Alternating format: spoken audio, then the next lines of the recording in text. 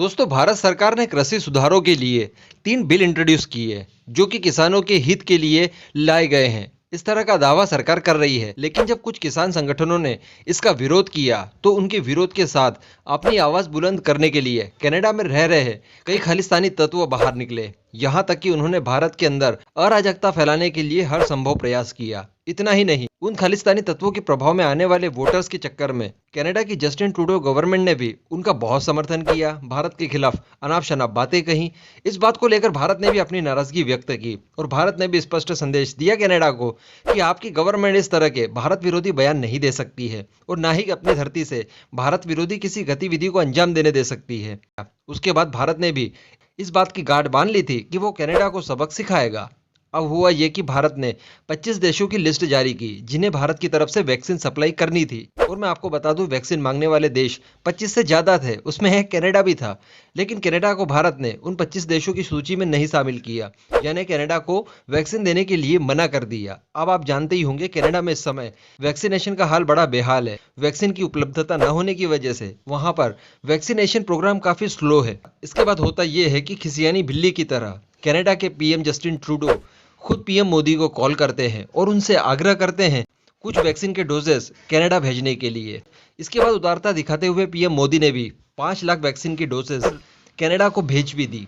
लेकिन दोस्तों, इसके बाद भी कनाडा सुधरा नहीं है। जी हाँ, इतना बड़ा एहसान इस कोरोना पेंडेमिक के दौर में जब कोई भी किसी की मदद नहीं कर रहा है, ऐसे समय में जब हमने एक कॉल के ऊपर, एक ही आग्रह के ऊपर इतनी बड़ी मदद की, लेकिन उसके बाद भी कनाडा की गवर्नमेंट सुधरने के लिए बिल्कुल भी राजी नहीं दिखाई दे रही है। मैं आपको बता दूं कि कनाडा में न केवल ये खालिस्तानी तत्व बल्कि बहुत बड़ी मात्रा में, इनसे ज़्यादा बड़ी मात्रा में देशभक्त भारतीय भी रहते हैं, जिसमें सिख भी हैं, जाट भी हैं, हिंदू भी हैं, दलित भी हैं। कुल मिलाकर इतनी बड़ी लॉबी है जो कि इन खालिस्तानियों के ऊपर 101 पड़ती है। लेकिन समस्या ये है कि जो खालिस्तानी तत्व हैं, उनके प्रभाव वाले जो लोग हैं वो काफ़ी गुंडागर्दी वाले और काफ़ी बड़े बड़े बिजनेसमैन हैं। तो अपने प्रभाव का गलत इस्तेमाल करके वो उन मासूम भारतीयों को टारगेट कर रहे हैं जो कि भारत के समर्थन में है और इस तरह के खालिस्तानी तत्व, अराजक तत्वों को बढ़ावा देने के लिए राजी नहीं है। इवन वहां पर जो देशभक्त भारतीय हैं, उन्होंने एक तिरंगा रैली भी निकाली थी, ऑफकोर्स इस खालिस्तानी तत्वों के खिलाफ जाकर।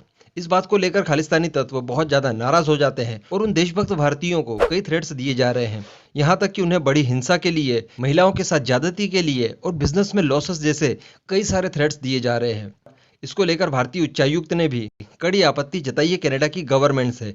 लेकिन सबसे बड़ी बात यह है और बड़ी आश्चर्य वाली बात यह है कि कनाडा की गवर्नमेंट के मुंह पर अभी तक जू तक नहीं रेंगी है। इस मामले को लेकर अभी तक जस्टिन ट्रूडो की गवर्नमेंट बिल्कुल शांत बैठी हुई है। एंड ऑफ कोर्स हम लोग समझ ही सकते हैं इसका कारण यह है कि खालिस्तानी तत्वों द्वारा उनकी गवर्नमेंट को समर्थन दिया गया है। उन्हीं के समर्थन के कारण वहाँ की गवर्नमेंट अभी तक एस्टेब्लिश्ड है। लेकिन इसका मतलब ये नहीं है कि कोई भी इस तरह से इनोसेंट इंडियंस को इस तरह से टारगेट करे। लेकिन कुछ भी हो, कनाडा की जमीन को इन खालिस्तानी लोगों ने और पाकिस्तान के प्रभाव वाले खालिस्तानियों ने खासकर पूरी तरह से खराब कर दिया है।